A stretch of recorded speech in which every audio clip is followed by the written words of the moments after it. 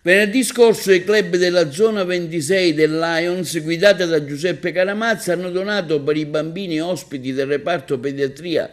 dell'ospedale di Agrigento 250 occhiali da sole forniti dal centro Lions raccolta occhiali usati di Chivasso e 250 pile per i giochi presenti nella ludoteca. Promotore dell'iniziativa è stato il delegato distrettuale del service raccolta occhiali usati, Mariella Antinoro, entusiasta nel vedere la gioia e l'emozione sul viso dei ragazzini che hanno ricevuto il regalo. La realizzazione del service è avvenuta grazie alla condivisione dell'idea da parte dei presidenti dei vari club, che hanno aggiunto questo service alle tantissime iniziative svolte durante quest'anno sociale, che si avvia alla sua conclusione.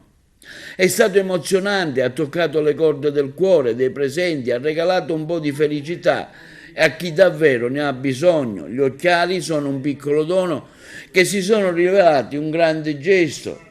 Presenti all'evento il presidente di zona Giuseppe Caramazza, che ha avuto parole di apprezzamento nei confronti dei presidenti dei club, il direttore sanitario dell'ospedale San Giovanni di Dio Gino Cacciatore, che si è complimentato per l'attività di soccorso, il dirigente del reparto pediatria dell'ospedale San Giovanni di Dio,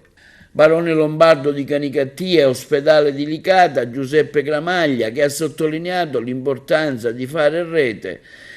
e della continua collaborazione con i Lions Club di Agrigento. Quindi la presidente dell'associazione Avuls Tabuso, la volontaria e coordinatrice della rete civica del distretto di Canicattì, Liliana Palumbo Piccionello, che hanno ringraziato i Lions per aver contribuito a regalare un momento di felicità ai bambini, veri protagonisti dell'evento.